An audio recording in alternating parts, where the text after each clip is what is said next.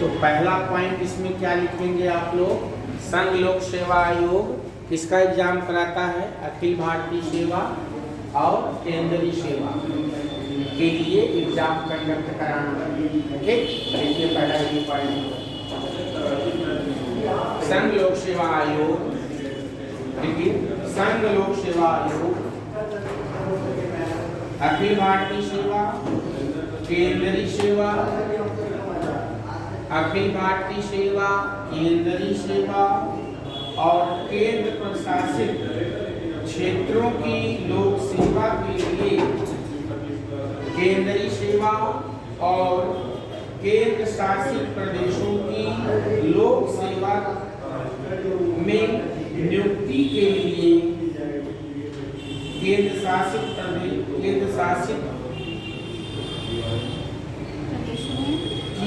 क्षेत्रों की लोक सेवा में नियुक्ति के लिए परीक्षा का आयोजन करना, की नियुक्ति के लिए परीक्षा का आयोजन करना। ठीक, यानी कि यूपीएससी क्या कराती है, पहला अखिल भारतीय सेवा मतलब आईएएस, आईपीएस एंड आईएफएस का एग्जाम, और जितनी केंद्रीय सेवाएं होती हैं, चाहे वह आईजीएस हो, सीडीएस हो, एनडीए हो, ईपीएफओ हो, ये सारा एग्जाम कौन कराती है, यूपीएससी। और जितने यूनियन टेरिटरीज हैं आपके 8, वहाँ पर कर्मचारियों की सेवा के लिए कौन एग्जाम कराता है, यूपीएससी कराता है। ठीक, ये काम है यूपीएससी का। और ग्रुप सी और ग्रुप डी के लिए क्या बना हुआ है, स्टाफ सिलेक्शन कमीशन, एसएससी, वो ग्रुप सी और डी के लिए, ये किसके लिए एग्जाम कराती है, ग्रुप ए और ग्रुप डी के, क्लास 1 एंड क्लास 2 के लिए यूपीएससी, और क्लास सी डी के लिए आपकी एसएससी, स्टाफ सिलेक्शन कमीशन, वो अलग है और ये अलग। आगे नोट करिए, संघ लोक सेवा आयोग 2 या 2 से अधिक राज्यों के अनुरोध पर, संघ लोक सेवा आयोग 2 या 2 से अधिक राज्यों के अनुरोध पर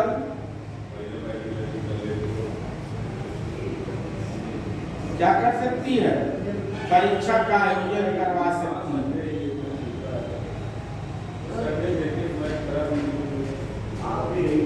ठीक, क्या परीक्षा का आयोजन करवा सकती है यदि 2 या 2 से अधिक राज्य संघ लोक सेवा आयोग से क्या करें, रिक्वेस्ट करें, अनुरोध करें, तो उनके लिए एग्जाम कंडक्ट करा सकते हैं।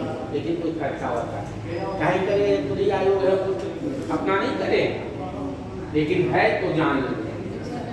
ठीक, अच्छा, अब अगला लिखिए,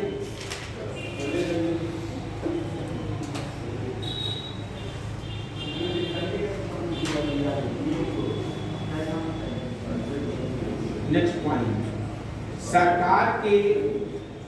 सरकार में सिविल सेवकों की हैसियत लिखो। सरकार, भारत सरकार में सिविल सेवकों के विरुद्ध,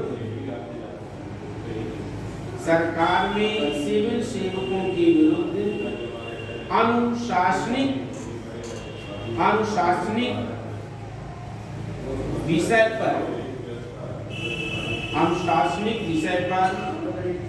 क्या देती है, अपना सलाह देती है। अनुशासनिक विषय पर निम्न सलाह देती है, पहला क्या सलाह देगी, पहला निंदा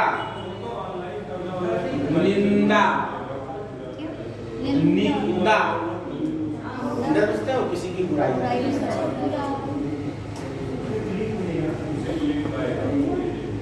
जैसे नहीं कहते हैं आपने बड़ा गलत काम किया है, मतलब वार्निंग दी जा रही है, अगली बार करोगे तो काम तमाम कर दिया जाएगा।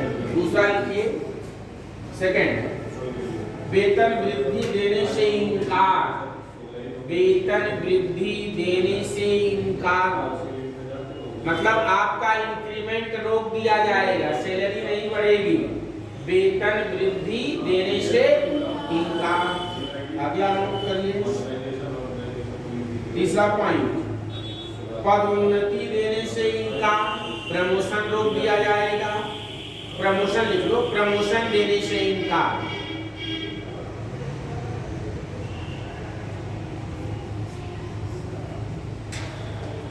निम्न सेवा या रैंक में पदा अवनति, जैसे है ना डिमोशन समझते हो, जैसे मान लो डीएसपी से आपको हवलदार बना दिया गया, ऐसा होता है पिक्चर में, इसमें भी होता है।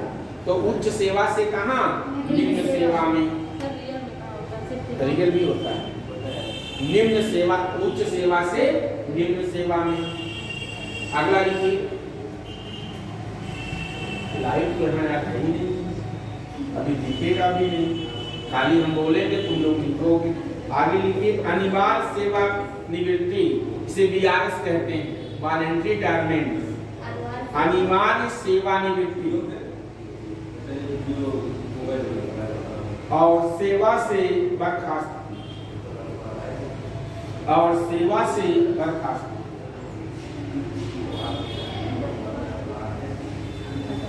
ठीक, सेवा से बर्खास्त। अगला एक और पॉइंट समझ लीजिए, जैसे अगर आप पीसीएस बनते हो तो पीसीएस से आईएएस में प्रमोशन होता है, उसके लिए ये एक कमेटी बना करके अपना रिकमेंडेशन देती है, यानी कि एक सेवा से, राज्य सेवा से प्रमोशन होकर के कहाँ, केंद्रीय सेवा में जाने के लिए सलाह देना। राज्य सेवा से केंद्रीय सेवा, ब्रैकेट में आईएएस, आईपीएस, आईएफएस, ब्रैकेट में क्या लिखेंगे, आईएएस, आईपीएस, आईएफएस, आगे पर ब्रैकेट बंद, एक क्या लिखेंगे, एक सेवा से, यानी एक राज्य सेवा से केंद्रीय सेवा में पदोन्नति के लिए सिफारिश करना, पदोन्नति के लिए सलाह देना, एक सेवा से दूसरी सेवा।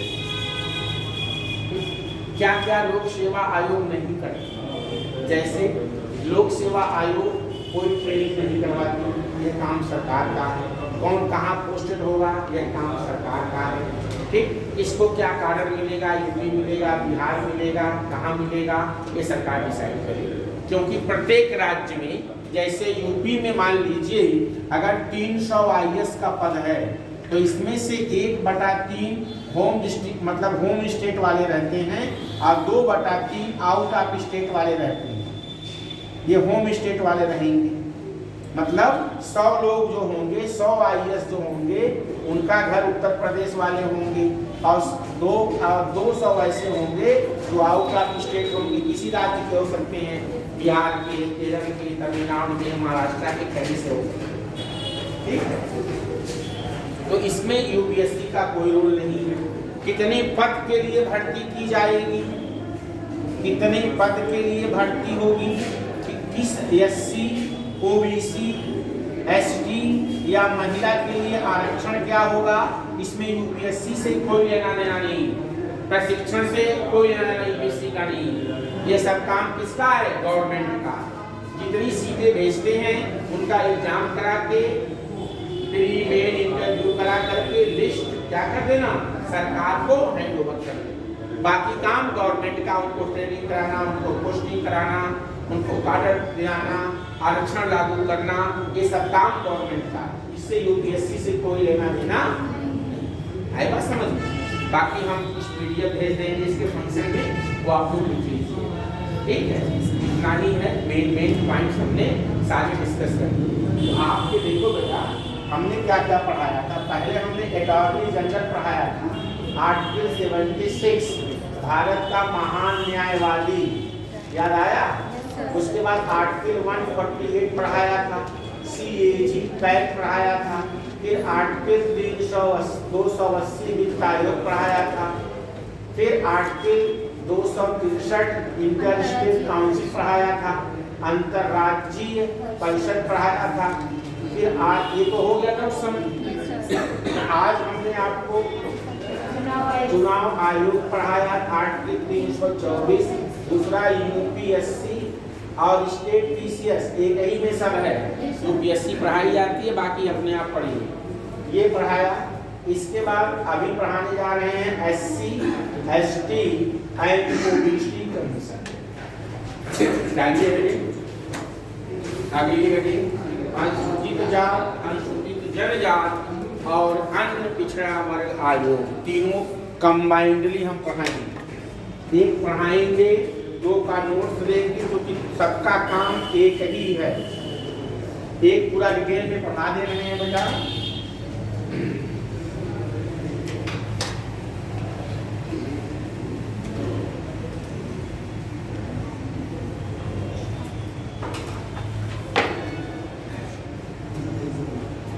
एससी, एसटी एंड ओबीसी आयोग, ठीक, ये तीन आयोग हम लोगों को पढ़ना है। एससी आयोग, एसटी आयोग और ओबीसी आयोग, ये तीनों आयोगों को हम लोगों को पढ़ना है।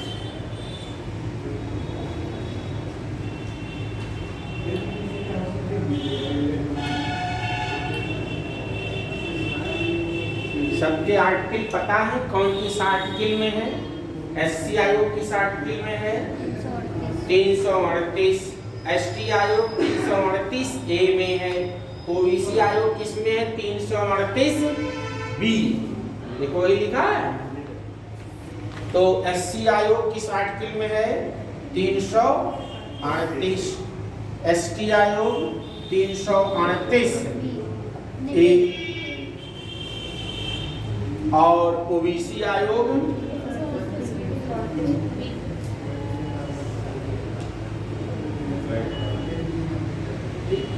ये तो हो गए हमारे तीन आयोग। अब एक एक करके हम लोग डिस्कस करेंगे। जनरली देखिए, आप हिस्टोरिकल थोड़ा पॉइंट हम डिस्कस करेंगे। हिस्टोरिकली हमारा जो समाज था यह 4 वर्गों में डिसाइड था। आप लोगों ने प्राचीन इतिहास में ये चीज पढ़ी होगी, ऋग्वेद, शायद पढ़ाया गया कि नहीं पढ़ाया गया। उसके 10वें मंडल के पुरुष सूक्त में ये कहा गया है कि 4 वर्ण हैं, ब्राह्मण, क्षत्रिय, वैश्य और शूद्र। सबकी उत्पत्ति के बारे में बताया, ये मुख से, ये हाथ से, भुजा से, ये पैर से, एक्सेट्रा। तो कहने का मतलब जो 3 वर्ण थे, जिनको हम लोग क्षत्रिय, ब्राह्मण और वैश्य, इनके पास सारे राइट थे, व्यापार करने का, बिजनेस करने का, सारे अधिकार थे, पढ़ने का, लिखने का, प्रॉपर्टी रखने का। लेकिन एक इसमें जो चौथा वर्ग था, इसे शूद्र कहते थे। इनकी स्थिति दयनीय थी, इनको धन प्रॉपर्टी रखने का राइट नहीं था। इनका काम था तीनों बाकी वर्णों की क्या करना? सेवा करना। इनके पास ये काम था। तो जब देश आज़ाद हुआ, इंडिपेंडेंट हुआ, तो हम लोग राइट की इक्वलिटी की बात करते हैं, आर्टिकल 14 की बात करते हैं, आर्टिकल 16 की बात करते हैं, रोजगार और अवसर की समानता की बात करते हैं, बराबरी की बात करते हैं। तो हमारे समाज में इक्वलिटी कैसे आएगी? इनके देख रेख के लिए, इनको प्रोटेक्शन करने के लिए, इनके लिए कार्य करने के लिए एक हमारे पास कोई ऐसा इंस्टीट्यूशन होना चाहिए जो सरकार की नीतियों को, जो सरकार नीतियां या पॉलिसीज को लागू करती है, वह नीतियां कितनी सफल हुई, उन नीतियों के क्रियान्वयन में क्या समस्या आ रही है, इन जिनके लिए ये नीतियां बनाई गई हैं, एससी, एसटी, ओबीसी, क्या उनका फायदा उनको मिल रहा है, नहीं मिल रहा है, उसमें सुधार क्या किया जाए, उनमें रिसर्च क्या किया जाए, कैसे इसको ज़्यादा इफेक्टिव तरीके से लागू किया जाए। इन सब सारी चीज़ों को मॉनिटरिंग करने के लिए, देखने के लिए पहले एक विशेष अधिकारी होता था। उसके बाद जैसे जैसे टाइम बढ़ता गया, रिक्वायरमेंट बढ़ती गई, एक आयोग बनाया गया जिसमें एससी और एसटी दोनों आयोग एक ही में था। फिर बाद में इसे कॉन्स्टिट्यूशनल 65 अमेंडमेंट पर स्टेटस दिया गया और दोनों आयोगों को क्या कर दिया गया, अलग अलग कर दिया गया। एससी आयोग अलग और एसटी आयोग अलग। और अभी जल्दी मोदी सरकार ने एक नया आयोग बना दिया, अन्य पिछड़ा वर्ग आयोग। तो तीन ये आयोग डिफरेंट तरीके से अपने अपने समुदाय के लिए काम करती है। तीनों का फंक्शन एक है, तीनों का मोटिव एक है, तीनों का उद्देश्य एक है, तीनों की नियुक्ति एक है, हटाने का तरीका कार्यकाल सब कुछ बराबर है। खाली जैसे मान लो हमने 3 अधिकारी नियुक्त किए, 1 2 3, हमने कहा आप एससी के कल्याण के लिए काम करेंगे, उनकी जितनी योजनाएं हैं उनकी मॉनिटरिंग करेंगी, उनके साथ शोषण हो रहा है उसके बारे में मॉनिटरिंग करेंगी, उनके जो प्रोग्राम हैं उनको कैसे ज़्यादा अच्छी तरीके से लागू करें इसके बारे में रिकमेंडेशन देंगी, उनके साथ अत्याचार हो रहा है उन मामलों की जांच करेंगे, एक्सेट्रा। आपका काम हमने एक को बांट दिया, आपको हमने एसटी में लगा लिया। जो ट्राइबल्स हैं, जनजातियां हैं, जो आदिम जनजातियां हैं, जंगलों में रहती हैं या अंडमान निकोबार या जहाँ भी लोग रहते हैं, इन जनजातियों के बेटरमेंट के लिए, इनका शोषण ना हो, इनके राइट का हनन ना हो, इनका कोई जो प्रोग्राम इनके लिए सरकार लॉन्च कर रही है क्या वहाँ तक इनको मिल रहा है कि नहीं, कहीं बीच में बंदर बांट हो गया कि नहीं, इनको इनका शोषण नहीं हो रहा है, इनको मारा पीटा नहीं जा रहा, इसके लिए काम करना। तो वो हमने आपको बांट दिया। एक हमने अलग से आयोग बना दिया ओबीसी के लिए, उसमें जितनी अन्य पिछड़े वर्ग की जातियां हैं उनके संबंधित स्कीम प्रोग्राम, उनके लोगों को कैसे बेटरमेंट किया जाए। तो ये आयोग अलग अलग कर दिया गया, अलग अलग इसलिए कर दिया गया कि सबके काम को डिवाइड कर दिया गया। एक ही में होता तो शायद दिक्कत होती, लेकिन अलग अलग करने से फायदा ये है कि वह डिपार्टमेंट उसी पर फोकस करेगा, एक पार्टिकुलर पे फोकस करेगा। तो तीनों को अलग अलग कर दिया गया। बाकी तीनों के उद्देश्य, तीनों की पावर, तीनों के फंक्शन, कार्यक्षेत्र अलग जरूर हैं, लेकिन कुल मिला के ऑब्जेक्टिव तीनों के क्या हैं, एक ही। तो एक आयोग खाली एससी आयोग हम पढ़ाएंगे, 2 आयोगों को आपका पीडीएफ नोट्स दे देंगे, सब कुछ सेम है, उसको आप लोग पढ़ लेंगे। इतनी बात समझ में आ गई? चलिए लिख लीजिए, एक आयोग के बारे में पूरा डिटेल हम एक पढ़ा देते हैं, बाकी 2 का आपको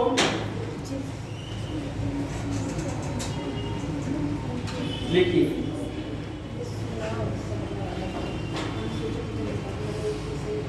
वित्त आयोग तो हमने करा ही दिया था, लिखिए। अनुसूचित लिखिए।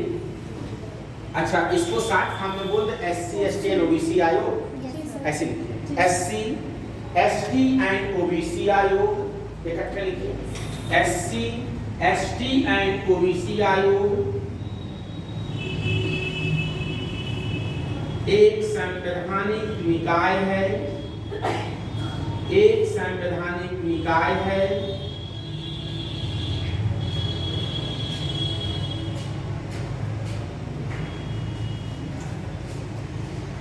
एक संवैधानिक निकाय है जिनकी स्थापना अनुच्छेद 338, 338 ए और 338 बी के अंतर्गत किया गया है। जिनकी स्थापना अनुच्छेद 338, 338 ए और 338 बी में किया गया। 38 में बेटा एससी है, ए में एसटी है और बी में अन्य पिछड़ा वर्ग है। ठीक, उसी क्रम में लिखाया, उसी क्रम में उसको। ये 3 आयोग हैं। यह आयोग क्या है, एक संवैधानिक निकाय है, कॉन्स्टिट्यूशनल बॉडी है। इसका मतलब इसका उल्लेख संविधान में किया गया है। अच्छा, इसके मेंबर कितने होंगे, इसकी संरचना कितनी होगी, पहले कुछ बेसिक चीजें और जान लीजिए। अगला पॉइंट लिखिए, नेक्स्ट पॉइंट। अनुसूचित लिखिए। 1990 में 65वें संविधान संशोधन अधिनियम के द्वारा 1990 में 65वें संविधान संशोधन अधिनियम के द्वारा एससी और एसटी के लिए एक संवैधानिक आयोग की स्थापना अनुच्छेद 338 के अंतर्गत की गई। के लिए एक संवैधानिक आयोग की स्थापना अनुच्छेद 338 ए में की गई, अनुच्छेद 338 ए में की गई। तो पहले एससी और एसटी आयोग क्या था? एक कंबाइंड आयोग था। फिर बाद में इसको क्या कर दिया गया? अलग अलग कर दिया गया। अगला लिखिए,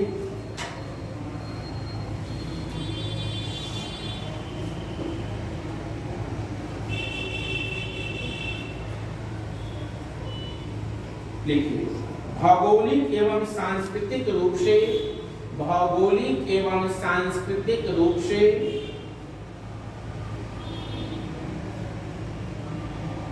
अनुसूचित जनजातियां एसटी, अनुसूचित जनजातियां, अनुसूचित जनजातियां एसटी जातियां लिख लो। एसटी जातियां एससी से भिन्न हैं और उनकी समस्याएं भी अलग हैं। एससी से भिन्न है और उनकी समस्याएं भी क्या हैं? अलग है। इनकी समस्या अलग है, उनकी समस्या अलग है। इसलिए 1999 में, इसलिए 1999 में अनुसूचित जातियों के लिए, अनुसूचित जनजातियों, इसलिए 1999 में अनुसूचित जनजातियों के लिए, अनुसूचित जनजातियों के लिए कल्याण एवं विकास को गति देने के लिए, अनुसूचित जनजातियों के कल्याण एवं विकास को गति देने के लिए, कल्याण एवं विकास को गति देने के लिए एक नए जनजाति मंत्रालय की स्थापना की गई। एक नए जनजातीय मंत्रालय की स्थापना की गई, जो कि पहले दोनों एक ही में था, मंत्रालय भी एक ही में था। आई बात समझ में? तो एससी की समस्याएं अलग हैं, एसटी की अलग हैं, इनका भौगोलिक क्षेत्र भी अलग है, उनका अलग है, इसलिए उसको क्या कर दिया गया? इनसे अलग कर दिया गया। अगला पॉइंट लिखिए, 2003 में, अगला पॉइंट लिखिए, 2003 में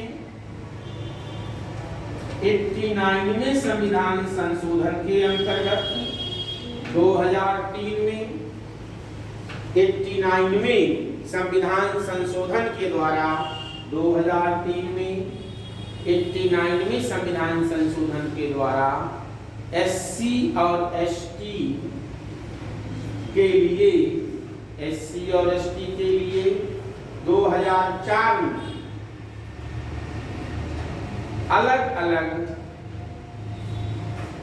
अलग आयोगों की, अलग अलग आयोगों की स्थापना की गई, अलग अलग आयोगों की स्थापना की गई।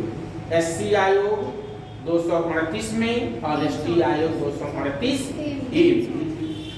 एससी आयोग 338 में, 338 एससी आयोग 338 में और एसटी आयोग 338 मतलब इन आयोगों को क्या कर दिया गया? अलग कर दिया गया कि आयोग भी अलग रहेंगे और मंत्रालय भी अलग रहेगा।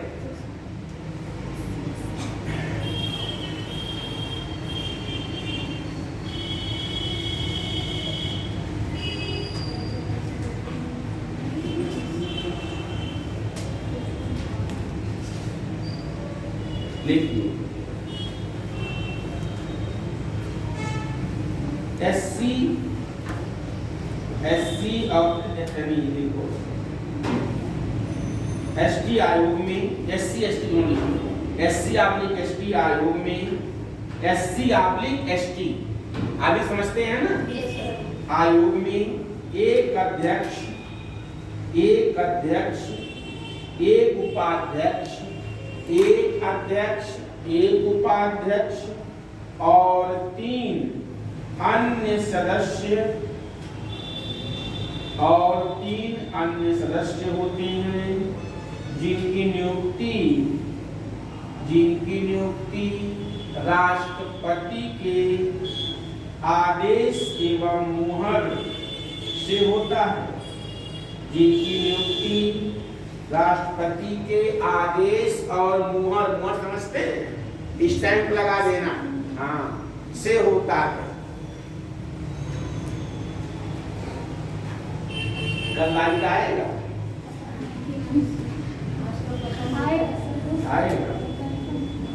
देखिए, इनकी सेवा शर्तें और कार्यकाल भी राष्ट्रपति के द्वारा निर्धारित किया जाता है। इनके कार्यकाल और सेवा शर्तें मतलब आयोग के अध्यक्ष और सदस्यों के कार्यकाल और सेवा शर्तें राष्ट्रपति के द्वारा निर्धारित किया जाता है।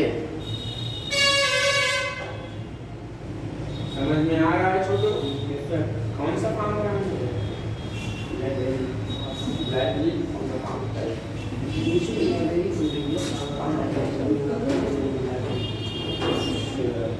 लाइब्रेरी में क्या क्या सुविधा मिलेगी? डिजिटल लाइब्रेरी है। डिजिटल रहेगा तो डिजिटल में क्या वहाँ कुछ टकराओगे, क्या टाइप वाइब मिलेगा? तो वहाँ पर कंप्यूटर सिस्टम पूरा लगा रहता है। अच्छा, कोई बात नहीं। अब लिखिए आयोग के कार्य। तो देखो भाई, इनका नियुक्ति हो गया, कौन करेगा? प्रेसिडेंट करेगा, ठीक। कार्यकाल 3 साल होता है, देख लेना 3 साल में। अब देखिए आयोग के कार्य, आयोग काम क्या करता है, ठीक। हालांकि इतना एग्जाम में आता नहीं है डिटेल में, लेकिन चूंकि कोर्स में है तो डिटेल में पढ़ा दिया जा रहा है, क्लियर। अब इतना बहुत पूछेगा, आर्टिकल पूछ लेता है और कुछ पूछता उसका नहीं, लेकिन जब सिलेबस में है तो पढ़ लो पूरा, क्या पता कब क्या पूछ ले। देखिए आयोग के कार्य, पहला पॉइंट लिखिए, आयोग के कार्य। देखिए अनुसूचित जातियों, एससी लिख लो, एससी जातियों के लिए, एससी जातियों के लिए संविधान या किसी विधि, संविधान या एससी जातियों के लिए संविधान या किसी विधि या सरकार के किसी आदेश के अधीन किए गए उपबंधों का अन्वेषण लिखोगे कि जांच लिखोगे? जांच और मूल्यांकन करना। सिंपल भाषा की जांच या मूल्यांकन करना। कहने का मतलब, अगर सर जो आपका कॉन्स्टिट्यूशन है कि क्या एससी या एसटी के लिए जो कॉन्स्टिट्यूशनली प्रोविजन है, वो जो उनके कॉन्स्टिट्यूशनली राइट है, वह उनको मिल रहा है कि नहीं। The right provided by Constitution or any law made by government या any order given by government। अगर सरकार ने कोई आदेश दिया है या संविधान में उनके रक्षा के लिए, उनके प्रोटेक्शन के लिए कोई प्रावधान किया गया है या कोई नियम बनाया गया है, इसका अन्वेषण करना, जांच पड़ताल करना और उसका मूल्यांकन करना कि रियल में इनको मिल रहा है कि नहीं, और मूल्यांकन करके अपनी रिपोर्ट राष्ट्रपति या सरकार को सौंप देना। ये काम किसका है? आयोग का है। पहला काम क्या हो गया? संविधान के अंतर्गत या किसी नियम या सरकार के द्वारा दिए गए आदेशों का क्या करना? जांच पड़ताल करना, अन्वेषण करना और उसका मूल्यांकन करके उसकी रिपोर्ट सरकार को सौंप देना। ये स्कीम फायदेमंद है, नहीं है, इसमें प्रॉब्लम क्या आ रही है, क्या इसमें कर रहे हैं कि लोगों को फायदा मिले, एक्सेट्रा। सेकंड पॉइंट,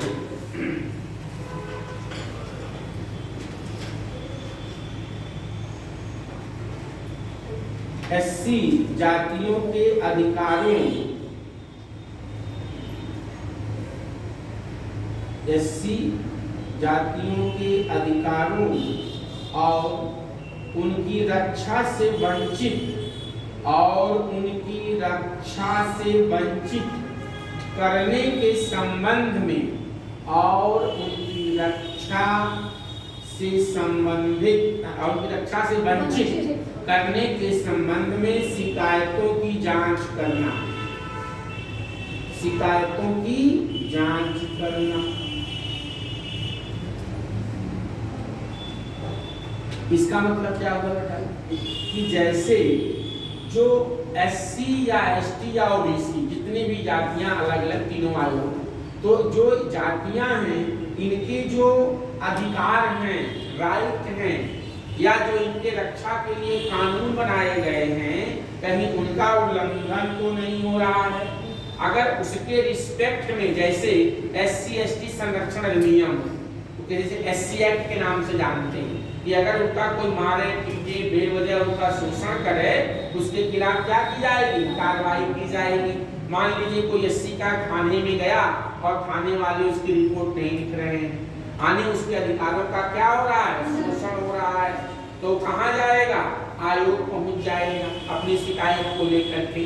तो उसकी शिकायतों की क्या करेगा आयोग, जांच करेगा कि रियल में इसके अधिकारों को प्रोटेक्ट पुलिस नहीं कर रही है या अधिकारी इसका शोषण कर रहे हैं, उसकी क्या करेगी, वो जांच करेगी। एक तरह से एससी एसटी ओबीसी के अधिकारों को प्रोटेक्शन देने के लिए, उनकी रक्षा करने के लिए क्या करने, एक आयोग बनाया गया है जो उनके अधिकारों का क्या करती है, रक्षा करती है, जांच करती है। अगला प्रश्न,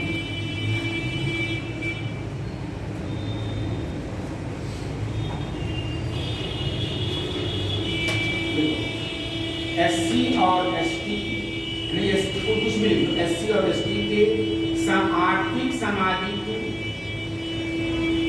या सामाजिक आर्थिक बातें की। एससी और एसटी के सामाजिक आर्थिक विकास की योजना, विकास की योजना, सामाजिक आर्थिक विकास की योजना प्रक्रिया में भाग ले और उन पर सलाह दें।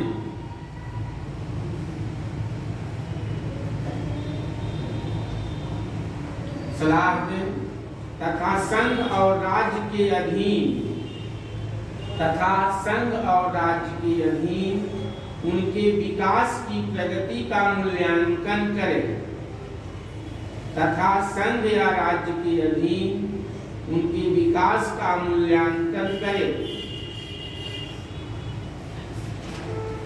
देखिए, अगर एससी और एसटी के विकास के लिए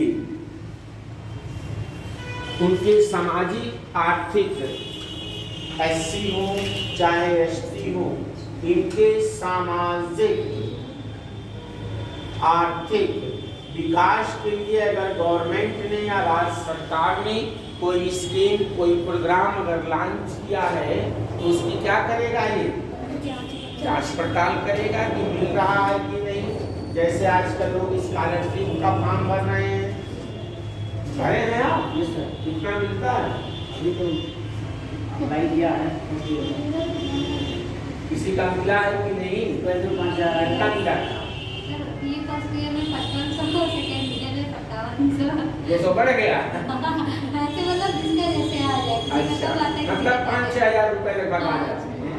तो इस सरकार ऐसे अगर एससी और एसटी के लिए कोई प्रोग्राम सरकार ने लॉन्च किया है, उनके सामाजिक आर्थिक विकास के लिए या उनके एजुकेशन के लिए पैसे या किसी भी रूप में जो भी सरकार की स्कीम है, उनको वह मिल रहा है कि नहीं, उनकी क्या करना, जांच पड़ताल करना। ठीक, आगे लिखिए।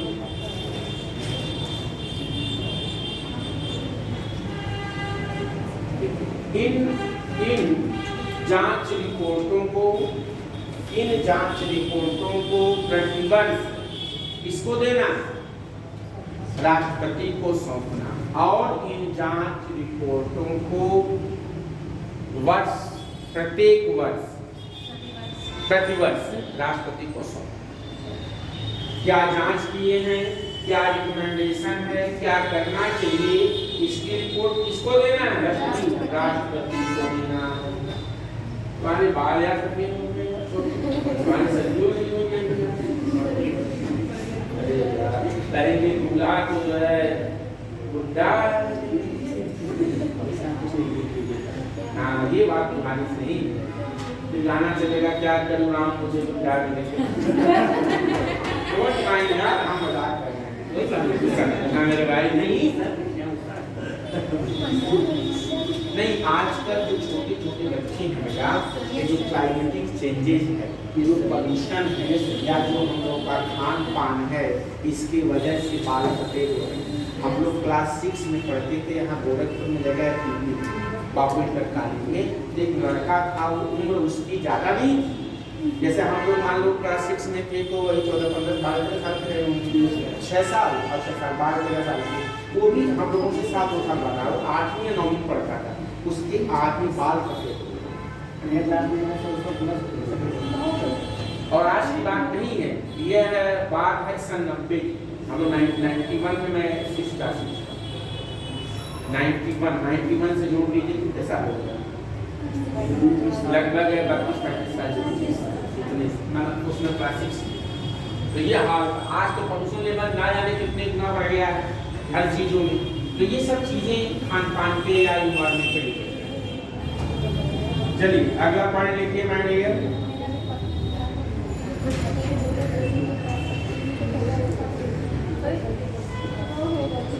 देखिए, अनुसूचित जातियों के संरक्षण, अनुसूचित जातियों के संरक्षण, कल्याण और विकास, अनुसूचित जातियों के संरक्षण, कल्याण और विकास के संबंध में ऐसे कृत्यों का निर्वहन करना, के संबंध में ऐसे कृत्यों का निर्वहन करना जो राष्ट्रपति संसद द्वारा बनाई गई, ऐसे कृत्यों का निर्वहन करना जो राष्ट्रपति संसद द्वारा बनाई गई किसी विधि के उपबंध के अधीन हो, संसद द्वारा बनाई गई किसी विधि के उपबंध के अधीन हो। मतलब उनके विकास से संबंधित अगर राष्ट्रपति ने या संसद ने कोई नियम, कोई कानून, कोई उपबंध किया है तो उस पर क्या करना, कार्य करना, उसको देखना, उसकी मॉनिटरिंग करना कि जी ये योजना जो बनाई गई है यह कितनी सफल हो रही है, कितनी नहीं। जैसे आपकी ये योजना चल रही है, इसकी प्रॉपर मॉनिटरिंग होती है, बच्चे क्लास में कितने हैं, कितने आते हैं, क्या पढ़ाया जाता है, क्या लोग, सारी चीज़ों का क्या होता है, मॉनिटरिंग होती है।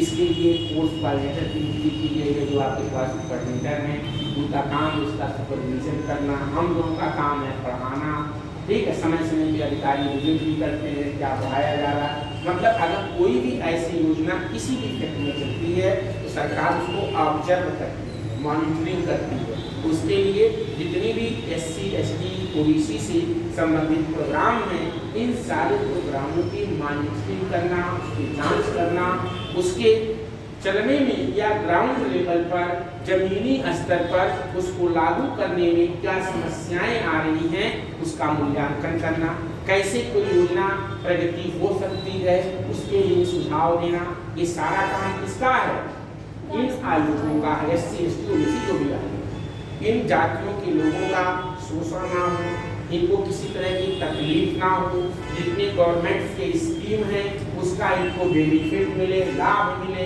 ये सारी की मॉनिटरिंग करना। जैसे मान लीजिए ये विकलांग हैं तो इनके लिए पेंशन आती है, कितनी आती है, 1500 रुपये आती है।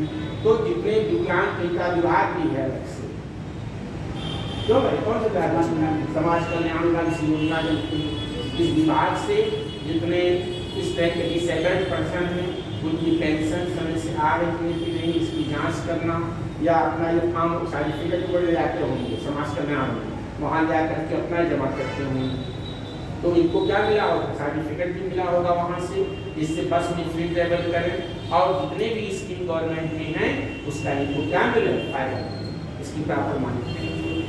इतने बस में तो फ्री बनवा ली है, मतलब जो बस रोडवेज की है इसमें 70 to 80% पास ऐसे हैं जो पर्सन डिसेबल्ड नहीं है, अभी लाइट जल्दी से जल्दी फिर आने वाली है, ठीक है। तो जो डिसेबल्ड पर्सन नहीं है, जो सही भी है देखने में सब कुछ, वो भी पता नहीं कैसे पैसे वैसे दे करके बनवा लिए, फर्जीवाड़ा भी है इसमें, तो फर्जीवाड़ा भी ज्यादा है, ठीक है। लेकिन उनको फायदा मिलना चाहिए जो रियल में इसके क्या है, योग्य है, जो डिसेबल्ड है, लेकिन योजना का फायदा उनको नहीं मिलता है, दूसरे लोग खा जाते हैं।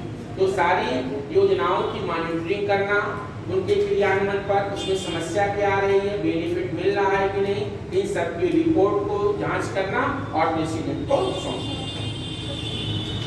तो कुल मिलाकर के आपका एससी आयोग ये रहा। इसमें आगे और भी लिख लीजिए 2 पॉइंट लिख लो। आयोग के कार्य एवं शक्तियां,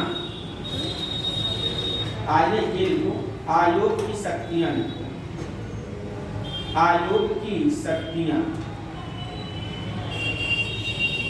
अच्छा एक चीज पढ़ाया गया होगा शायद, सुप्रीम कोर्ट पढ़ाया गया, तो एक उसमें कोर्ट बताया गया होगा, सिविल कोर्ट बताया गया होगा, क्रिमिनल कोर्ट बताया गया होगा, ठीक है। जनरली न्यायालय हमारे यहाँ 2 तरह के होते हैं, ऐसे तो कई तरह के होते हैं, ट्रिब्यूनल भी होता है, फैमिली कोर्ट भी होती है, वो अलग चीज है। टोटली अगर हम डिवाइड करें अपने जुडिशरी को, तो एक होता है फौजदारी, मारपीट, चोरी, रेप, मर्डर, डकैती, वो मुकदमे आते हैं। एक होता है दीवानी, दीवानी में जितने प्रॉपर्टी से संबंधित विवाद, घर, जमीन, दुकान, जायदाद, खेती बाड़ी से संबंधित विवाद, तो ये मोटा मोटा 2 कोर्ट होता है। तो इस आयोग को दीवानी न्यायालय आने की सिविल कोर्ट का राइट होता है।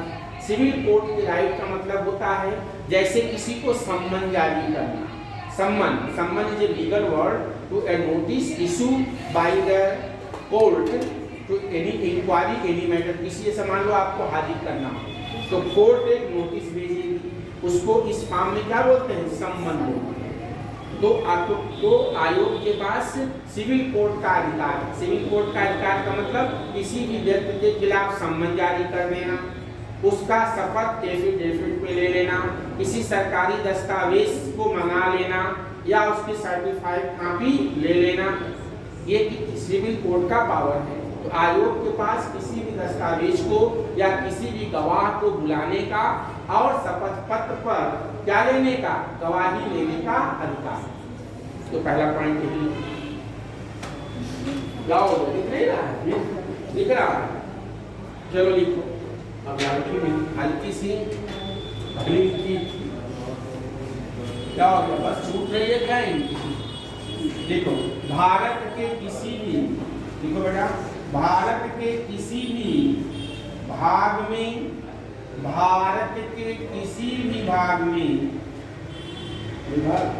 भारत के किसी भी भाग से किसी व्यक्ति को सम्मन करना और हाजिर कराना, भारत के किसी भी भाग से किसी व्यक्ति को सम्मन करना और हाजिर कराना तथा शपथ पत्र पर क्या लेना, गवाही लेना या परीक्षा करना, तथा शपथ पत्र पर परीक्षा या गवाही लेना। मतलब जो कुछ कहोगे ओरली नहीं, एफिडेविट पे लिख करके दोगे, नहीं तो कल को आप मुकर जाओ कि हमने कहा ही नहीं था। तो कोई चीज ओरली नहीं होगी, किस फॉर्म में होगी, एफिडेविट शपथ पत्र पर होगा। तो किसी व्यक्ति को नोटिस जारी कर देना, उसको बुलाना और जो बात कह रहा है उसको शपथ पत्र पर लिखवा लेना। हाँ, स्टैंप 10 रुपए का स्टैंप होता है, उसी पे भी रसीदी टिकट लगती है, उसी पे नोटरी लगती है, ठीक, उसी पे लिख के देना होता है, क्योंकि आप अपने बात से मुकरे ना बात, अगला नोट वरना इंसान की फितरत ही होती है मुकर जाना, अब वादा करके ना आना, इसीलिए वादा किया जाता नहीं। चलो लिखो, वादा लिखो, वादा क्या, दूसरा पढ़ लीजिए। किसी दस्तावेज को प्रकट और पेश करने की अपेक्षा करना, किसी दस्तावेज को प्रकट और पेश करने की अपेक्षा करना। इसका मतलब अगर आयोग को किसी रिकॉर्ड की जरूरत है, सरकारी रिकॉर्ड की जरूरत है, तो आयोग मंगवा लेगा। या आप इस रिपोर्ट को क्या करिए, मेरे सामने इस रिकॉर्ड को पेश करिए। यानी आयोग के पास किसी भी सरकारी रिकॉर्ड को जांच करने का या उसको अपने पास मंगाने का क्या होता है, अधिकार होता है। जो SC ST या OBC जातियों के कल्याण के लिए जो भी रजिस्टर मेंटेन किया गया है उसकी जांच पड़ताल करना। अगला पॉइंट लिखिए, शपथ पत्रों पर साक्ष्य ग्रहण करना। शपथ पत्रों पर साक्ष्य ग्रहण करना, एविडेंस समझते हैं आप लोग, साक्ष्य पिक्चर में देखते हैं सबूत, और ये गोली मारी, इसका हाथ का ये रहा तो ये मिला, है ना जी सर। और वो नहीं CID आप लोग देखते हैं, CID देखते हैं, कुछ तो गड़बड़ है गया। कहने का मतलब ये है कि इसमें आयोग के पास किसी भी पर्सन को जो वह एविडेंस होगा, साक्ष्य होगा, वो शपथ पत्र पे होगा। ऐसा नहीं कि ओरली होगा, हवा में होगा, नहीं, जो भी लिखेंगे कैसे लिखेंगे, एक साक्ष्य का मतलब एक स्टैम्प पेपर पर लिख के आप देंगे, ठीक, लिख लीजिए। कुछ तो गड़बड़ है दया, नोट कर, दरवाजा तोड़ के अंदर लिखो। शपथ पत्रों पर साक्ष्य ग्रहण करना, शपथ पत्रों पर लिख लिया। अगला लिखिए, किसी न्यायालय या कार्यालय से, नेक्स्ट पॉइंट, किसी न्यायालय या कार्यालय से किसी लोक अभिलेख, किसी लोक अभिलेख मतलब पब्लिक डॉक्यूमेंट, किसी लोक अभिलेख या उसकी प्रति की प्राप्ति करना। किसी न्यायालय या कार्यालय के से किसी लोक अभिलेख या उसकी प्रति की प्राप्ति करना। जैसे कोई डॉक्यूमेंट है, पब्लिक डॉक्यूमेंट है, जैसे मान लो थाने में ही जो FIR का रजिस्टर होता है, कोई भी है, या किसी हॉस्पिटल में जहाँ पर लोगों की रजिस्टर में एंट्री की जाती है, तो इस तरह के से पब्लिक डॉक्यूमेंट, ये सबके लिए पब्लिक डॉक्यूमेंट। तो पब्लिक डॉक्यूमेंट पर किसी भी पब्लिक डॉक्यूमेंट को अपने पास मंगा लेगा, या उस पब्लिक डॉक्यूमेंट का साक्ष्य के रूप में, जैसे उसने लेटर भेज देगा, जैसे मान लीजिए यहाँ पे रजिस्टर रखा है, इसे यहाँ रखा हुआ है, मान लीजिए आप कोई क्राइम कर रहे हैं, ठीक, आपने क्राइम कर दिया, यहाँ धीरे अटेंडेंस लगा दिया, ठीक, तो यहाँ से वेरीफाई करवाया जाएगा कि क्या यह बच्चा इतने समय इस कोचिंग में पढ़ने आया था, तो या तो किसी को रहेगा नहीं।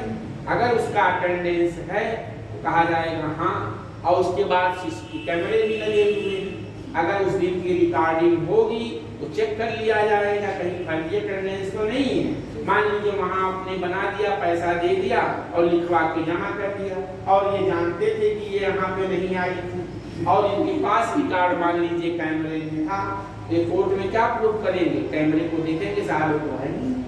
इसका मतलब ये जो डॉक्यूमेंट बना गया है, तो आयोग के पास किसी भी पब्लिक डॉक्यूमेंट को अपने पास या पूरा डॉक्यूमेंट या उसका कॉपी, प्रतिलिपि या कॉपी मंगाने का क्या है, अधिकार। तो दोनों के खिलाफ कार्रवाई की जाएगी? बिल्कुल की जाएगी, जिसने बनाया है गलत वो भी जाएगा, जो बनवाया है वो भी जाएगा। चलो अगला पॉइंट लिखो, बस खत्म ही है मामला आप लोग, ठीक है। देखो, साक्ष्यों और दस्तावेज, साक्ष्यों मतलब गवाह देने वाले और दस्तावेजों की परीक्षा के लिए कमीशन का गठन करना या कमीशन निकालना। कमीशन का गठन करना मतलब 2-4 लोगों का एक कमीशन बना देना कि इनका जो गवाही है उसको ले लिया जाए। लास्ट, कोई अन्य काम जो राष्ट्रपति द्वारा, कोई अन्य विषय या काम जो राष्ट्रपति द्वारा या किसी नियम के द्वारा सौंपा जाए। कोई अन्य काम जो राष्ट्रपति द्वारा या किसी नियम के द्वारा आयोग को सौंपा जाए। ये हो गया आयोग के कार्य, आयोग की शक्तियां, आयोग के मेंबर, सारी चीजें, ठीक। अब इसी आधार पर जो हम PDF भेजेंगे आप एससी आयोग और ओबीसी आयोग 2 पीडीएफ भेजेंगे, बाकी मैंने सारा लिखवा दिया है। चाहे आपका अटॉर्नी जनरल हो, राष्ट्रपति वाला निर्वाचन अच्छा लोक सेवा आयोग वाला, हाँ लोक सेवा आयोग का मेन तो हमने लिखा दिया है, लेकिन कुछ पॉइंट्स हैं वो हम भेज देंगे।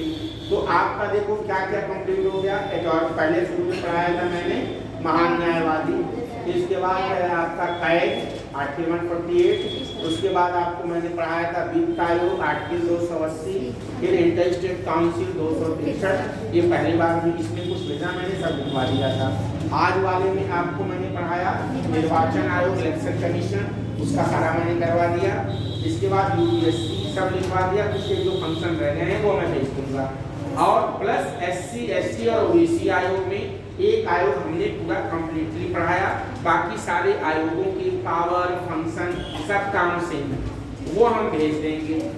एससी कौन कौन से आयोग, एसटी और ओबीसी आयोग, ये 2 हम भेज देंगे। और पब्लिक सर्विस कमीशन के फंक्शन, ये 3 चीज हमारे ऊपर है। तो आज हम कोशिश करते हैं अभी रात बात का क्या करता है इसको भेज देंगे। तो आपका ये टॉपिक कॉन्स्टिट्यूशनल बॉडीज क्या हो गई समाप्त। अब आपको क्या करना है, इन कॉन्स्टिट्यूशनल बॉडीज के ऊपर आप जितने भी नोट्स हैं उसको पढ़ें, बुक पढ़ें। इसके साथ ही साथ इससे संबंधित आर्टिकल, जैसे मान लीजिए आपको हमने इलेक्शन कमीशन पढ़ाया, तो आर्टिकल 327 में क्या लिखा है, 326 में क्या लिखा है।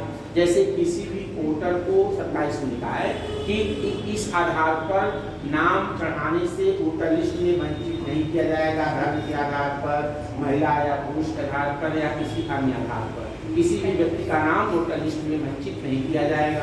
और 26 में सभी व्यक्तियों की वोट की वैल्यू क्या होगी, बराबर होगी और वयस्क मताधिकार पर होगी।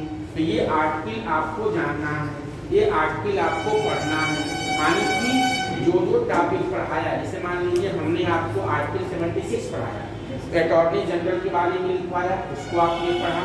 बेयर एक्ट उस दिन मैंने पढ़वा दिया था, घर में फिर जाकर के बेयर एक्ट पढ़िए। और जो लक्ष्मीकांत की किताब है या कोई अन्य बुक है जो भी आप रखे हों, उस बुक से वो टॉपिक पढ़ लीजिए।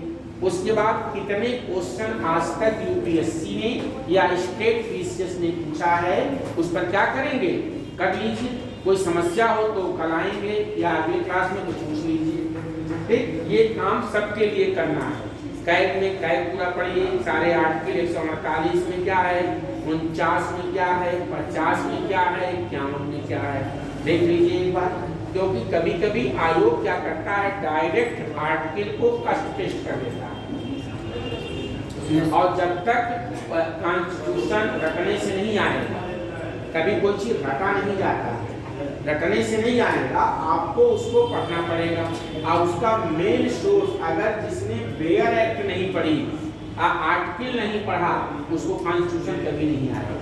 ये बात बिल्कुल फैक्ट है। एक एक आर्टिकल आपको पढ़ना और समझना है। आई बात समझनी, सारे आर्टिकल पढ़ने हैं जो जो टॉपिक से रिलेटेड हैं।